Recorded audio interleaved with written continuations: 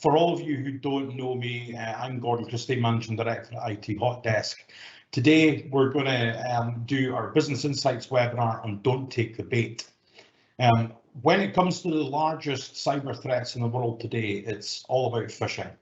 Today, we're going to explain to you why cybersecurity is such a hard problem to solve and the effects of phishing and how you can take steps to protect yourself from attacks. Today, I'm joined by industry experts, JP Kylo from Barracuda, one of the senior directors there, and I've got Jas Becker, a sales engineer, also from Barracuda.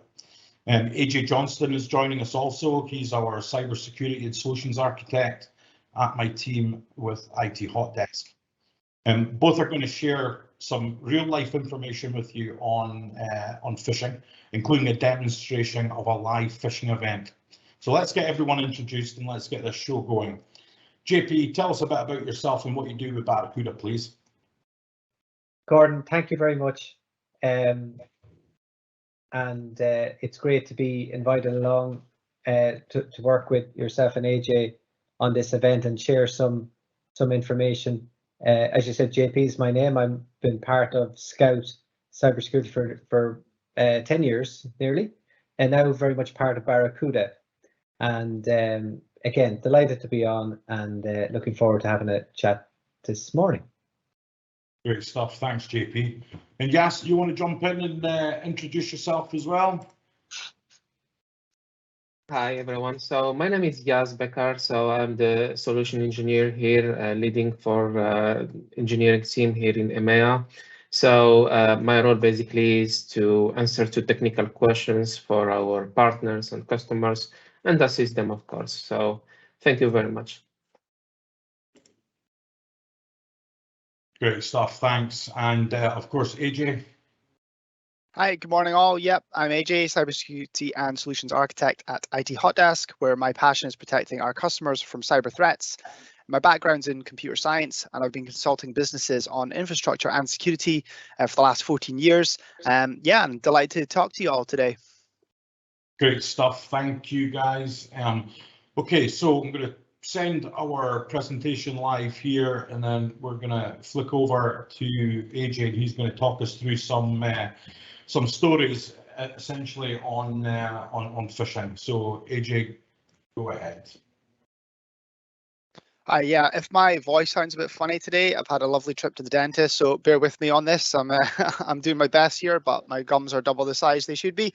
So with that out of the way, yeah, we're going to talk about phishing, and specifically, I suppose, one of the following on attacks that can happen as a result of phishing. Phishing just kind of being a vector by which people can gain credentials, for example. So yeah, we're going to talk about what can happen following a successful phishing attack. So phishing attacks do tend to be one of the first steps in a cyber kill chain. And whilst phishing attacks can lead to account takeover and damages, is this the right slide? Yeah, just getting to the slide. Sorry, it's there you go. Yeah, perfect. Okay, cool. So yeah, as I mentioned, phishing can lead to account takeover and damage to business reputation. There are several extremely damaging attacks that can be launched following a successful phishing attack. One of the most damaging of these that we see is ransomware. So let's just discuss what ransomware is first. So ransomware is a type of malware that prevents or limits users from accessing their systems, either by locking the system screen or by locking the user's files until a ransom is paid. Now, more modern ransomware families, collectively categorized as crypto ransomware, encrypt certain file types on infected systems and force users to pay the ransom, usually via cryptocurrency such as Bitcoin or Monero. Now, ransom prices vary dependent on the ransomware variant, the price or exchange rates of digital currencies, the target of the attack, and the perpetrator responsible. For example, it's reported in the recent Colonial Pipeline attack, Colonial Pipeline paid a ransom of about 75 Bitcoin, roughly $5 million US at the time, to the hackers in exchange for a decryption tool, which actually proved so slow that the disaster recovery system used by the company were actually more effective in bringing back operational capacity. Now, it should be noted, however, that paying the ransom does not guarantee that users will get the decryption key or unlock tool required to regain access to the infected system or hostage files. Indeed, it may also set a precedent that if you do pay, you're likely to be attacked again. Now, users might encounter this threat through a variety of means. Ransomware can be downloaded onto systems where users visit a sort of compromised website, and staff are often socially engineered to visit these sites or click the links in phishing emails that take them directly to them. It can also arrive as a payload that is downloaded by other malware, delivered as attachments from spammed email, and downloaded from malicious web pages through fake ads. So ransomware is one of the most devastating attacks a company can face, leading to a complete loss of data or systems. Now, if you do pay the ransom, you're not going to gain access to your systems or data, and paying the ransom is not recommended by most law enforcement agencies. Another key point about ransomware, just to summarize, is that recent attacks we've seen, they actually use a process called double extortion, whereby attackers also exfiltrate the data to a separate location, and there it can be used for other purposes, such as leaking the information to the public if payment is not received. It's kind of a double threat in that sense. Now, last year, phishing was one of the primary vectors by which ransomware was delivered to company networks. And one of the reasons why stopping phishing is so important when we kind of consider these follow-on attacks. So now we're going to review a real life ransomware attack, which hit the mainstream media back in 2020. Don't know if we can just go back 1 or 2 slides, Gordon, so we can bring up the ones around this event here. Yeah, that's perfect. Thanks. So in June 2020, attackers extorted more than $1 million from the University of California, San Francisco. I'm going to try and refer to them as the UCSF from now on because it's a bit of a mouthful. So after hitting its medical servers with ransomware. So the NetWalker criminal gang attacked UCSF on the 1st of June. And on the 3rd of June, UCSF IT staff detected that a security incident had occurred in a limited part of the School of Medicine's network. When the university leaders detected the ransomware attack, they actually quarantined several IT systems within the medical school as a safety measure and successfully isolated the incident from the core UCSF network. Now, whilst IT teams did stop the attack as it was occurring, the attackers launched malware that encrypted a limited number of servers within the School of Medicine. You have to appreciate that this was during the height of COVID, and this School of Medicine was working on COVID-related research. So it was kind of very topical and kind of a very big problem to them, and why this information was so pertinent to this organization. And when the encryption happened, it made them temporarily inaccessible, which is obviously a problem when you're doing research like that. So as the investigation at UCSF continued, IT security leaders confirmed that malware had encrypted some of its servers. The attackers actually obtained some data as proof of their actions to use in the demand for a ransom payment. Now, what followed was a lengthy ransomware negotiation. Cybersecurity experts say that these sort of negotiations are now happening all over the world, and sometimes even for larger sums of money, against the advice of most law enforcement agencies, including the FBI, Europol, and of course the UK's National Cybersecurity Centre, the NCSC. On Friday, June 5th at 6:50 p.m, they directed a UCSF, get the acronym right, negotiator to a web page on the dark web that listed a dozen or so sets of apparent victims and demands. The Networkers Group's dark web homepage, which looked like a standard customer service website, actually had an FAQ tab, an offer of free sample of its software, and a live chat option. I would not recommend sampling their free software. At the bottom of the web page, there was a countdown timer, which was ticking down to a time when the attackers either doubled their price or deleted the data they had scrambled with malware. This is a tactic we often see cyber criminals use to create a sense of urgency. Pay us now, or tomorrow it's double, right? And that is the ethos by which they operate. So instructed to log in by the hackers, the UCSF was met by the following message posted on the 5th of June. Can we just go back one slide, Gordon? Yeah, that's the message that they actually got. And at the top right there, you can see that countdown I was referring to. That's the countdown that basically states that, yeah, you know, basically what's about 5 days, that time range can change all the time, right? They may be more aggressive with it. They may be more lenient. The point I'm making here is that what normally happens here is a negotiation, okay? It's not set in stone what's going to happen. You are actually live dealing with the criminals, assuming that you're wanting to pursue that option, which is not recommended. So if we jump one slide ahead here, Gordon, the attackers set up a secure chat with a digital key, and a representative from UCSF then began interacting directly via this chat with a member of the criminal group Netwalker, known as Operator. The negotiations went back and forth for over a day when UCSF said it had pulled together all available money and could actually pay 1.02 million. However, the criminals refused to go below 1.5 million. And at that point, the negotiation seemed stalled. However, hours later, the university came back with details of how it actually had procured more money with a final offer of $1,140,895. And the next day, 116.4 Bitcoins were transferred to Netwalker's electronic wallets, and the decryption software was sent to UCSF. UCSF told BBC News that the data that was encrypted was important to some of the academic work we pursue as a university serving the public good.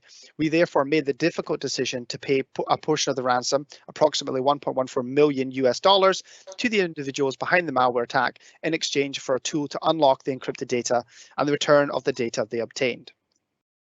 So the common viewpoint of most law enforcement agencies, as we've mentioned, is that victims should not pay the ransom, as this actually finances criminals and encourages them, obviously, to continue with these type of attacks. And even if you do pay, you're trusting a criminal enterprise to give you the decryption key and delete the data they stole. Now, you may or may not get a viable decryption key, but you'll never be able to tell whether the stolen data was actually deleted, right? And it makes sense for these attackers to hold on to this information so that they can monetize it at a later date, depending on what kind of information that is. Obviously, that can fall victim of GDPR and other data privacy laws. Now, most ransomware attacks do begin with a booby-trapped email, which brings us back to the phishing here. And research suggests that criminal gangs are increasingly using tools that can gain access to systems via single download. Ransomware is and continues to be very prevalent and is a very big disruption problem for businesses. And the key objective should be to stop an attack before it happens, right? You don't want to be in this position where you're looking at a chat window here and you're trying to negotiate your way out of a problem whilst your business is held to ransom. That's a terrible position to be in. Don't be there. So just to summarize this sort of key takeaway from this story and what we've kind of learned from this, ransomware is not just a denial of service attack as a lot of people think it is. If there's data exfiltration going on here, it's also a data breach event. And many of the bad actors are exfiltrating data in addition to the encryption, which denies access to the systems. GDPR and other security laws mean that cybersecurity is no longer something businesses of any size can ignore. You know, whether you're a massive globally recognized university, as the UCSF example here, or the Maersk example, which we've talked about in the past, or you're a small consultancy firm, it's all the same, right? So, security incidents regularly affect businesses of all sizes and often make the front page, causing reputational and financial damages to the company involved. Do not underestimate the reputational damage that this can have to your business as well as financial repercussions there. And when an organization as large as UCSF can become a victim of a ransomware attack and be forced into a position to pay well over $1 million, right? What hope do smaller businesses have? Well, smaller businesses do tend to have less protection due to a lack of resource, budget, that kind of thing there. However, there are mechanisms that can be put in place to reduce risk. And then obviously, if the worst happens, respond and recover. So it's all about defense in depth, layers, nets. There's a lot of analogies here, but we're not just talking about one thing to fix everything. There's no panacea here. But first, we're going to look at some live demos, and this is going to be very interesting because it actually shows just how easy the bad guys can launch these type of attacks and kind of what it looks like to be on the other side of this. As a defender, you know, and playing around with this stuff, it's very interesting. But I'm sure you guys are going to be very interested to see how the attackers actually operate and the tool sets they use. So I'm going to hand over to Gordon to introduce the next stage here. Thank you. Let's head over to JP. Yeah. I'm going to send you live, JP, and then you can start going. Is it yourself or Yas that wants to do the live demo? I tell you, Gordon, it's great being live, isn't it? So it brings with it all of the little nuances. It's great to see people on the link, and I want to say thank you again for taking time out of your day. If you roll back to the start, Gordon, that second slide would be great. And because again, AJ, every time I listen to you going through all of this, it's you know, it's really impactful because, you know, you're at yourself and Gordon as you sort of build out you've built out a great business and helping your customers. You're at the coalface as well. You're seeing this every day. Just one thing, Gordon, I wanted to mention, like before we introduce Yaz here, is there's not enough people like AJ in the business, and you know, there's not enough security talent. And I think that's the main message for those on the line. Most people don't know what that really means, right? So you've heard about the negative impacts of obviously, you know, things like business email compromise and ransomware. But as AJ, as you just talked about, it doesn't matter whether you're a JP Morgan or a small business in Ireland or Scotland or the UK, or an MSP like yourselves. There's a limited talent pool, and it's very cost prohibitive to you know, access that talent. And you know, again, most people don't know what that means, but for those on the line, it's really difficult to measure your cyber risk because of that shortage. And it's also difficult to communicate cyber risk. So the partnership we have today with IT Hot Desk is trying to make it easy to understand, Gordon. Like, we've had these conversations where, again, it's getting more difficult because the problem's getting worse than the lack of talent. If you maybe shoot forward to the next slide, this is a good way to look at it for everyone on the line today. On the next slide, please, Gordon. A good way to look at your own business and the work you're doing with AJ and the team at IT Hot Desk is really centered around, like, where's your critical data? And number two here, Gordon, as we talked, those two together, building concentric rings of security. That's what the team at IT Hot Desk do today. They build those concentric rings of security. So 1 and 2 is critical. And obviously you're going to continue to invest in number 2 there. The problem is the average length of time from when something happens in your company, right? Someone clicks on a link, or somebody is accessing your environment, to when you know about it, like what AJ talked about, an event like a ransomware or some negative event. It's actually a long time. It's 197 days on average. So let's say 200 days. So that length of time is the biggest issue we have. And what we're working towards now is providing more visibility into those security events. And that's about monitoring your environment. And as you roll on, Gordon, monitoring is a key component to reducing that response time. So just let's stay with this for a moment.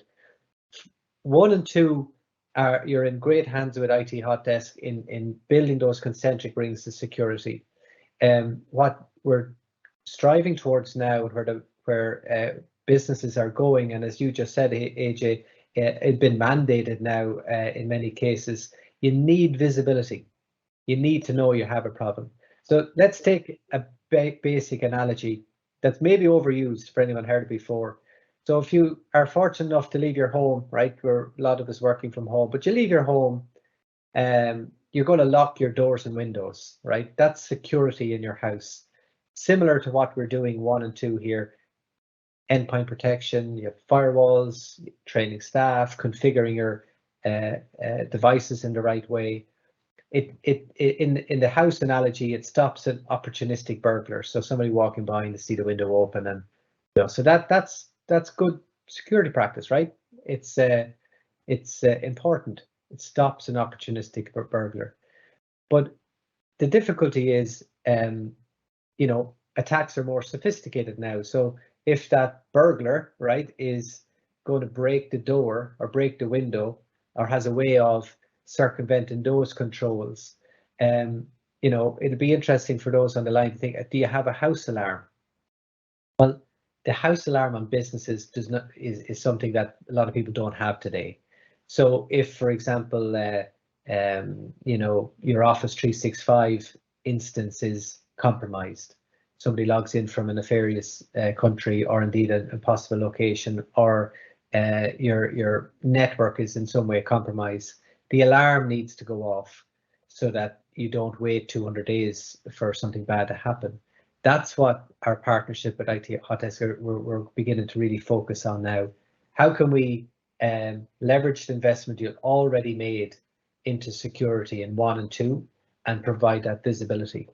And then number 5 is you got to pick a framework that makes sense for your business across people, process, and technology. The technology is great, but you have to think about the people and process side of things. So this is a really good roadmap, Gordon, for businesses today to think about. So when you're having conversations with IT Hot Desk, that's one way to look at it. And as you roll through this one, Gordon, similar to what AJ touched on, there's, you look across the last 20 years, and those on the line might be around a time when, firewalls was enough, but there's more data created in the last 3 years than the entire span of time. It's incredible. More data, more devices. It's more complex now than ever before to secure an environment, and we're seeing a really disintegration of what was the traditional perimeter. So the traditional way of securing your environment has changed. And regardless of the size of business, the attack surface has increased as you got the growth of connected devices now. So I think thinking about your strategy as a business today is a good way to look at it. So again, those on the line, it's great you're taking the time out to tune in today. But again, that digital transformation has meant that we need to have a very mindful thought around how you're developing your cyber strategy. And again, this piece is something that we can do again one-on-one with any customer. AJ and I will be happy to walk you through it. It's another iteration of those concentric rings that we talked about. So picture in the middle there, folks, you got your people, process, assets, data, and brand, your critical data. And those rings are the things that you've done today to protect that information. So you have maybe endpoint AV in place, your firewall, you've trained your staff, you've continued to do that, of course. And all of those things help. But the autonomy of an attack now, starting from the left, where that bad actor is typically sending an email in, somebody's clicking on a link, you know, you got movement within your environment. Despite all of those controls, there, you know, that's the autonomy of an attack. And eventually that critical data gets exfiltrated out. That's what's happening today for all businesses, regardless of size. So it's important to have the point solutions. Take the advice of IT Hot Desk as you walk through the next number of months and years, but also think about the visibility. So on top of the controls you have, well, is there movement between systems, and do you have visibility on that? And that's the next piece. So Gordon, you know, it was great listening to AJ and how that all pulls together. From your perspective, you've seen it too, right? You've seen the market shift. Like we talked about, we can actually, in a second, maybe hand over to Yas, who's going to go through a live hacking demo in a second. But do you have any thoughts on what we've heard so far, Gordon, from your perspective as you look at the? Thank you, JP. Yeah, I mean, what we've been doing as a business is over the past number of years is really building up those solutions, those protection rings, if you like, around different areas of our customers' infrastructure. And I think we're certainly security now, cybersecurity is prominent in everyone's minds. I mean, it's every time I speak to customers, owners of businesses or managing directors, CEOs, they all turn around and say the things that are keeping them up at night is cybersecurity. It's the worry about what an employee may or may not do, or something, or just a cyber threat that comes into the business. And I think what we're doing as a business is we've got the solutions in place, and there's more coming online shortly, and we're looking at trying to provide managed security as a service out to our clients. So kind of bundling together solutions where, you know, we may have like a basic, a medium, and an advanced. It's not going to be called that. We're still looking at how we kind of name these solutions, but ultimately it's building those rings of security, of solutions around stuff. So the market's changing every day, as you know. Yeah.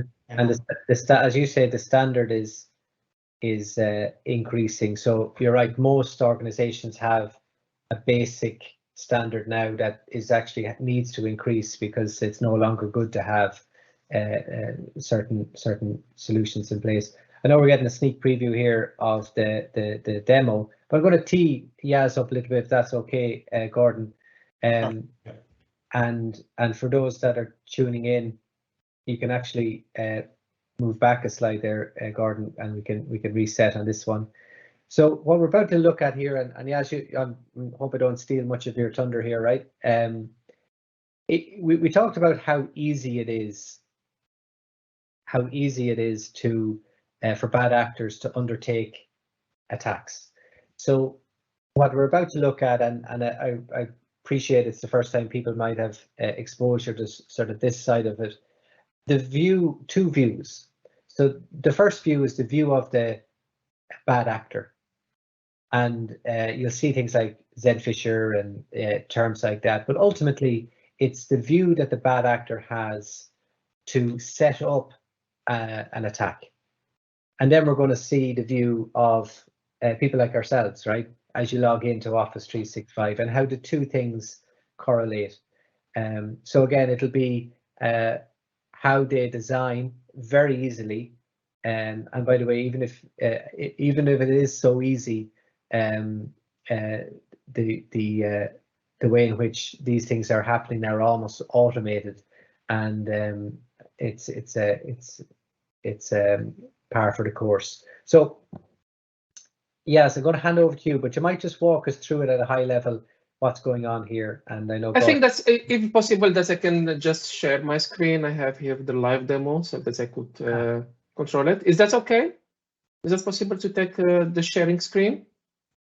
Yeah, you should be able to control that. Okay. Are you able to see my screen? Yes. All right, fantastic. So, hi and welcome. So, phishing is one of the easiest forms of cyber attack for criminals to carry out, and to be honest, and one of the easiest to fall for. Some statistics estimate that there is 3.4 billion of phishing emails are sent daily. This is huge. So, in this demonstration today, we will see how easy it is for the hackers to orchestrate a cyber phishing attack.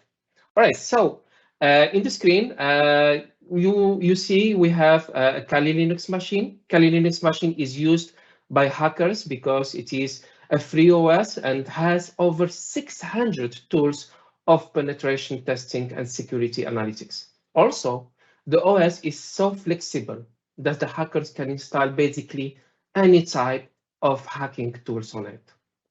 All right, so let's just quickly open the Z-Fisher, and I would like just here to explain what is Z-Fisher on that site. So Z-Fisher creates phishing pages of popular sites such as Facebook, Instagram, Google, Microsoft, and many others. So the demonstration we want to do today is around creating a phishing email for Microsoft. So here we have on the right side, we have the attacker Gmail account, which basically there is already a drafted emails ready to send to the victim. But just before we send it, we need to generate a link for the phishing email. So basically here we have Microsoft, and we're going to select number 4 for Microsoft. Now the Z-Fisher is going to generate a link that will be used on the mail of the attacker. So now the link is ready, we copy it, and basically I will just select it and create a link in the Gmail. Paste it, and basically now the missing part is to enter the victim. So the victim is Jack, so let's send. Now, we are on the screen of the victim. So this is the mailbox. And now we can see we received that email. So basically, we are opening it and it looks absolutely legitimate and it looks absolutely fine for me. So I think that 99% of users, unfortunately, are just going to click on verify identity. So it's redirecting us. The user or the victim is entering their credentials. So basically, the username and the password.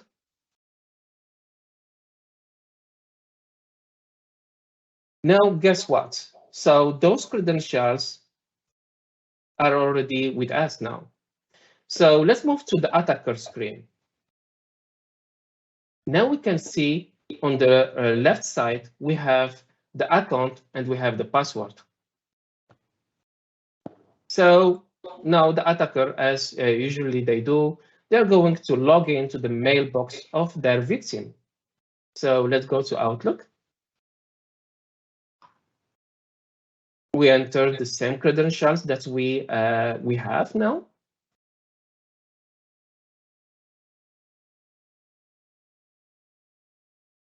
and the password.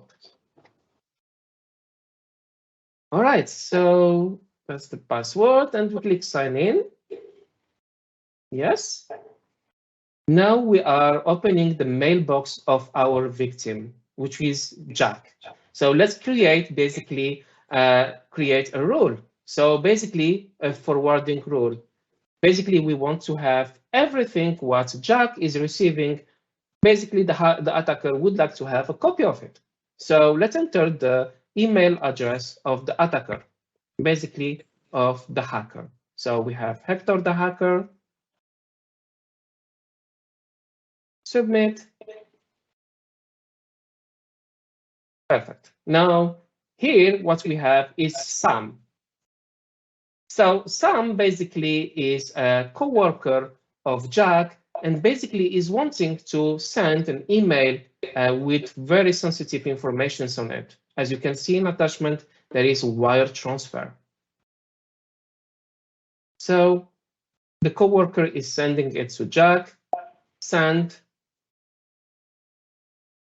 And here, unfortunately, we can see that the attacker, which one is Hector, the hacker in that case, already received a copy of that email. And basically, Jack doesn't know about it. So we can see that there is the email and there is the attachment on it. So that was just quick demonstration just to prove you how easy is to orchestrate such an attack. Is basically taking how much? 5 minutes or maybe sometimes less. So that explains why it's increasing all the time. Thank you very much, and over to you guys. That's great. That's great. Thank you. Thank you, yes. That's great. Well, I just want to jump in there before you jump back in, JP. I mean that is hopefully that's demonstrated how easy it is for, we call them cyber actors, right? But I mean these could be pretty much kids that could be loading this software up, this operating system up, installing the Z Fisher and sending out these links. So it's so easy for people to do now. It's actually shocking how easy it is, really. But JP, do you want to jump in and just kind of round up on that? Yeah, and like we said earlier, you know, the way to look at this, Gordon, is the standard is needs to go up. So again, if, for example, you picture, for those on the line, picture your cybersecurity posture. So in terms of speed, right? So the speed in which you need to develop the controls and get help is running at a pace. So let's say it's, you know, you're going at 100 kilometers an hour, 100 miles an hour down the motorway. That's your cyber posture, your cyber speed. The cyber bad actors and the threat landscape's going at 300 kilometers an hour.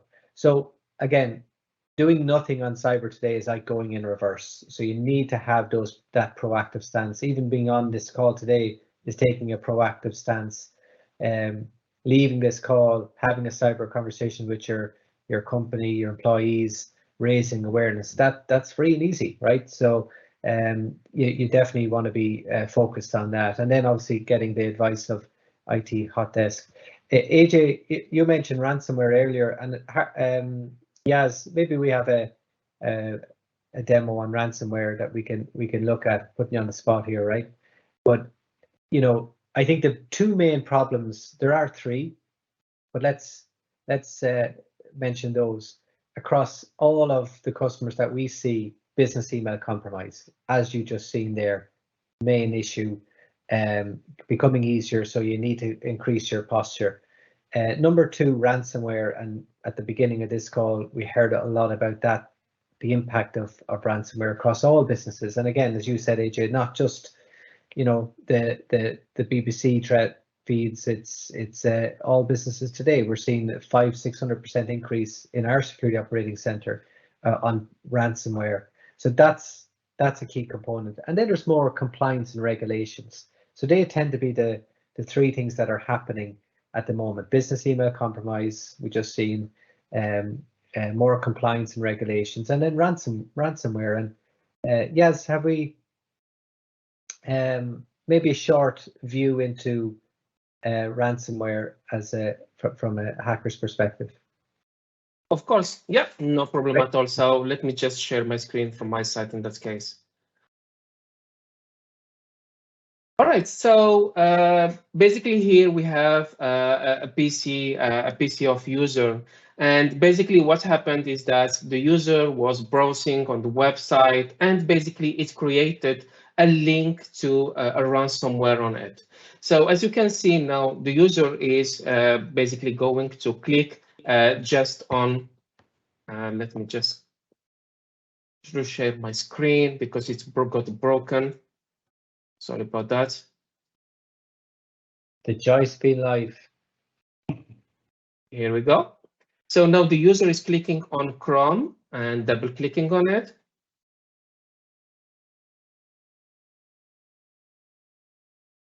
And basically you can see that on the desktop that the files are getting encrypted.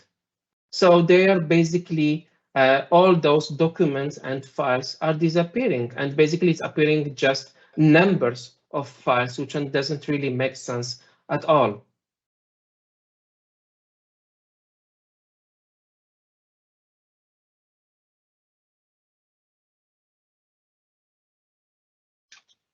Here we go.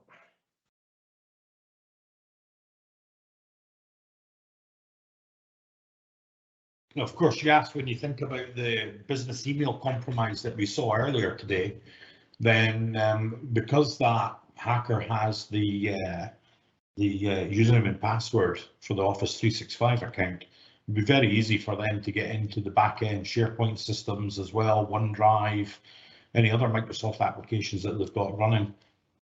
Everything is going to be impacted, and basically is going to encrypt everything, and even those who can think that their shadow copies are safe, so it will impact as well their shadow copies. So in some cases, that's even their backups can be impacted in that case. So now a lot of businesses and companies are also hybrid. They have their system and they have their disks, their files on OneDrive, they're having them on SharePoint Online. So that also can be impacted in some cases. So I think I would say that this is a huge impact for businesses, definitely. Yeah, Okay. definitely. Yeah. Well, thank you for running through that demo real quick. I'm cautious of the time, and we've got 20 minutes left in the planned schedule. But I think what we'd like to do, or what I'd like to do, is just move on to some questions. So attendees, up on the top of your screen you should have Q&A, and you'll be able to ask any questions in there. So feel free just to post any questions in the live event Q&A, and then we'll direct them towards either AJ, Yas, or JP to provide some answers to you. At the moment, I've got a few questions that have been emailed in to me during the webinar today. So I've got one here. The first one is what do you do if you accidentally click a link in an email or think someone has been hacked? The first step to do. I mean, from my side, I'll let the guys jump in as they feel appropriate. But from my side is get in touch with your IT as soon as possible, whoever it is that looks after your IT, even if you have some suspicion that maybe you've done something, but you're not quite sure. But you clicked a link and you're not 100% sure if you've been hacked or not. But even if you suspect it, just pick up the phone, make the call. We've always got engineers available to support customers when they've got high priority items like that. So that would be the first step that I would suggest. Perhaps AJ, Yas, have you got any other add-ons onto that? I would say, yeah, definitely to reach to the IT security in your company, or reach to the IT department. Let them know that there was a link which one was suspicious, or there was an email which one was suspicious, and that they can do the necessary steps in this case. Yes, absolutely. Yeah. And just to add, Gordon, I think we talked about it earlier. The number one thing walking away from today is raise awareness in the company around. So having a good culture on reporting. It can only be a good thing because it's early detection in itself, right? So if, for example, you're getting a comment within the business that there has been an issue, or somebody has experienced a problem, or somebody has come to you and said, I've clicked on a link, I think that's a good thing, right? That's a healthy culture. I'd be more worried if I didn't get that call, because it's happening, it's pervasive now. So you need the early detection systems in place, you need the alarm, but also encouraging a healthy culture within your organization on reporting suspicious activity, or even if you're not sure, that's certainly a positive thing. Yeah. Just as a sort of follow on with that, JP, so we do offer security awareness training, which actually does allow companies to effectively train their employees on what are red flags in emails. So a lot of these phishing emails follow very specific patterns. They'll have like a sense of urgency. I think in Yaz's demo, it's verify your account, change your password. It's all trying to create a call to action on the victim side. So by identifying red flags in emails and being aware of that, the user is not coming into this uninformed, or they shouldn't be. You know, it's 2022, right? You sit a test to drive a car, you should have some element of cyber awareness to work with systems that are all digitally integrated, interconnected, and can have huge impact if they're negatively impacted. You know, you are, and that does scale up businesses as well. So the more senior a person is in the organization, likely, especially in small business, likely they have more access to sensitive information, right? So if I'm going to attack a business, I'm not going to attack the sort of new person that joined 2 days ago in the admin team. I'm going to be looking at the financial director. I'm going to be looking at all the kind of head honchos on LinkedIn, right? We're going to do the OSINT. We're going to target these people. So by creating that culture, as you say, by having a formal structure of training and also a formal process of reporting, you should know who you need to report it to. You should know what kind of event it is, and kind of hands off until the investigations are done.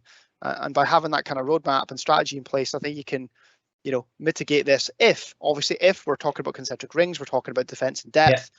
If the email lands in the inbox, and obviously there's things that we can do to make sure that never even happens. That's the last thing we want. But if it does, that's when those strategies come into play. Yeah, great point. Yeah, it's a good point. I mean, some of the protection, like you mentioned there, we've done a webinar already on security awareness training, so that's available on our website for any of the attendees to have a look at and review. It's about a 45-minute presentation.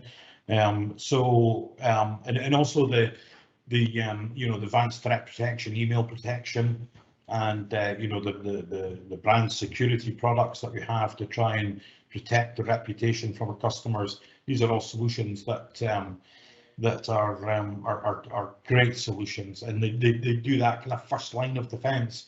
And then of course what AJ was talking about, security awareness training, is that, I'm going to say last line of defense, but it's the human firewall part. It's maybe not quite the last line of defense, but it's definitely the human firewall part. So yeah, that's good points. Another question that I got here is, what things can I do to personally protect myself and my family from threats? I think we've kind of answered that, hopefully, with the advanced threat protection solutions and the security awareness training. Those are things that would definitely help. This one's an interesting one. I'm not sure what the real answer to this one is, but can you get money back if you're a victim of wire fraud? So if they've been scammed and they transfer the money or whatever, can they actually get that money back? Yeah, I'll hand over probably to professionals, but my understanding of it is that most banks that I've heard of issues, they tend to shy away if you have actually committed the transfer by clicking the buttons and signing into the bank or whatever and making that transfer. Then that money's gone, and it's difficult to get it back because it hits so many different accounts, and it is just difficult for them to trace. But anyway, I'll hand over to one of the guys can jump in and just give their professional opinion on that as well, please. I'll make a stab at that, Gordon, and I agree with you. You know, I think it's very difficult, not impossible, but difficult, and we've seen and worked on very difficult cases in that regard. I think that's why we put so much onus on the proactive side of things, Gordon. as problematic as it is now, the problem's getting worse and it's going to be more difficult over time, right? And the supports available aren't there. So there's two things. One is, if you have a problem today, there's no emergency number for cybersecurity. And that's where we work with IT Hot Desk in providing that support and advice to work through those cases as required and get access to the right people. So that's one active piece you could probably think about from a reactive perspective. Who are you going to call when there's a problem? The second thing is, like I said, over-index on the proactive side of things. So taking that proactive approach on cyber. We've seen the basic cyber hygiene that we put up, this 5 steps. I would certainly look at that very strongly for your business. It doesn't have to be perfect. But apply it to your business today.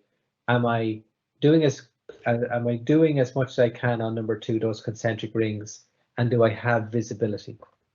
That's going to keep you in a better place, and hopefully you don't come to those scenarios that you just mentioned.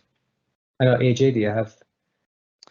Yeah, I mean, yeah, you don't want to be in the position where you've sent the money, right? You've transferred the money. The horse is bolted at that point. You should, obviously, that can and does happen.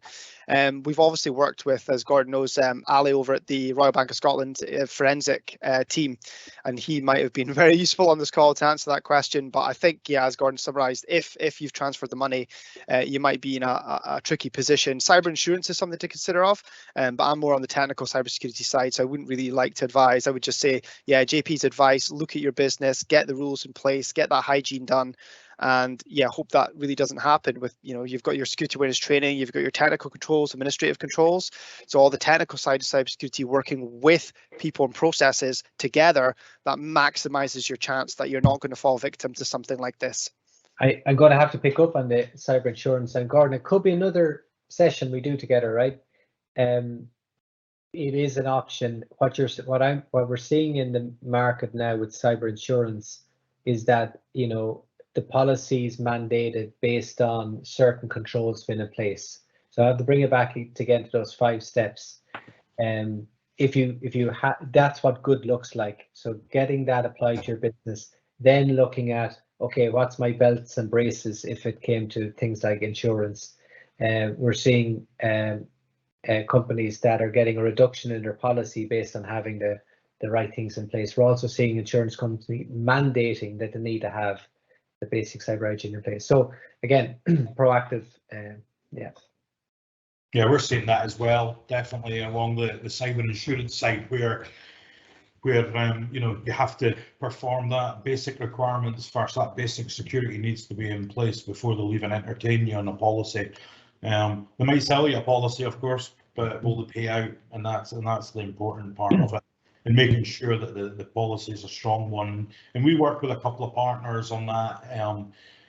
We work with GS Group, who one of the partners of GS Group are online today, and we've also got and we work with what do you call them, Hanson and Robertson, H&R Insurance. So Shona Robertson over at H&R, so she can also keep you right in that as well. So there's a question came in actually from one of our customers, and it's I take it that you're advocates of staff training, which of course we are, but how often should this be undertaken? So we're talking about security awareness training here. So I'm going to fire that back over to AJ. So just basically how often should they be doing the training? That's the question there. Yeah, great question. Every business is going to be slightly different in that regard, because every business has obviously staff of varying degrees of technical ability. Some people may need more training than others. Some people may need it more frequently than others. And that could just be a generational thing or just how receptive they are to this kind of stuff. Because if I go back to JP's analogy there about the speed on the motorway kind of thing, you don't want to be leaving huge gaps between your training sessions, right? Because the cyberspace changes frequently, okay? So what was a valid attack last month maybe that's not used anymore. Maybe there's a whole new tactic. You know, cyber criminals tend to take advantage of world events. So we lot see, and they have no shame, right? I'm going to say those words exactly that. No shame. There's no morality here. So we've seen a lot of scams about Ukraine donations, topical, right? It's all over the news. We've seen scams around Black Friday when it comes around. There's always something going on around that because people are getting saturated by this information, so they're becoming less vigilant to that specific kind of attack vector. So we recommend, and this is just a base mark, we recommend that staff get trained around 20 to 30 minutes per month on cybersecurity, and that can be a variety of different mechanisms. We have kind of gamification things where they have to click on, you know, like red flags in an email that engages that part of the brain where they're kind of engaged that way.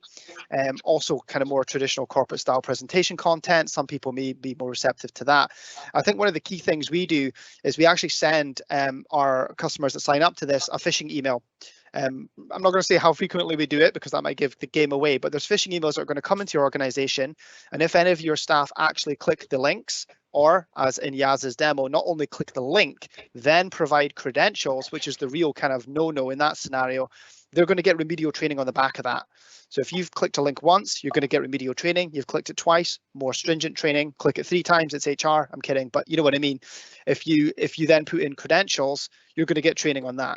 So we kind of have a dynamic service by which the people that are more vulnerable or more receptive to these kind of attacks, they're going to get trained more. And the idea is that we're bringing everyone up to a kind of base level of cyber awareness. So that's just my take on it. Everyone may have something different, but I think frequent training, keeping up the landscape and keeping that content diverse and up to date is key. Gordon, sorry to jump in. Yeah, sure. One thing to add, it reminded me, AJ, that's 100% agree with that. The cyber problem is bigger than us all put together, right? So you got the problem getting worse. If I was running a business today, and I think about the important people in my life in helping me, you got your accounting support, you got your landlord, your third-party providers, you got your IT company, IT support. I would dial up the strength of that partnership with your IT provider. Obviously, in this case, IT hot desk. Yeah. But definitely would make sure that I'm engaged, because again, it's the strength of that partnership is going to see you through from a cyber perspective over the next number of years. I'm going to want to be able to pick up the phone to Gordon and AJ. I'm sure that's the case today, by the way, but I'm just from your perspective, for anyone on the line, I would probably strengthen the connection, so that you can get that flow of information, as AJ say, as things change. On top of the training, just having a strong connection with IT Hotdesk is going to be a positive thing, and going to be an important company in your life as you navigate the threat landscape. Definitely, and it's one of our key objectives with customers, to be honest, is that whole keeping your business safe analogy, you know, and we're very proactive in our approaches around that and making sure that we're giving the right advice at the right time. And the landscape is changing so quickly, and that's why we have these webinars and trying to educate customers, prospects, and everybody else that we'd like to join our webinars, and just education is a key thing for us as well. Final question, we've got a couple of minutes left. This is actually a really good one. I'm not actually, we've seen something similar to this multiple times, really. And in one instance, we actually provided some consultancy for the customer to help them. And this is one from Ian, where he's asking, we were advised recently that a domain name similar to our own domain name had been used and then spoofed to use to send emails pretending to be from that domain. Now, we've seen this before, and it's difficult to get that domain back, but it is possible, and we've helped a client with that before, where it was a very similar domain name registered, and they were using it to kind of badmouth that company, really, and affect our reputation, essentially. So we did some work with the domain registrar to get that domain name back to the company, away from that bad actor, as it were. I don't know if anybody's got anything to add to that. This is kind of domain reputation type stuff. AJ, do you have anything to add into that? Yeah, I think I saw the question. So basically, I think what's happened is someone's registered domain name that was using V's instead of a W. We often see this. Sometimes in cybersecurity, that's known as typo squatting. So if I send you an email that has Microsoft with a 1 instead of an I, or an Amazon with 2 N's instead of an M, you may at a glance not see it. And it's worse even today because people are walking around on mobile devices, right? It's not normally just they're sitting in front of a huge screen and they can have that due diligence. So there's a couple of ways you can do this. One is that obviously if you believe that, first of all, they're not doing anything wrong by registering a domain that is very similar to your business, right? They technically have not done anything wrong. It's if they start impersonating you, then they've crossed that line.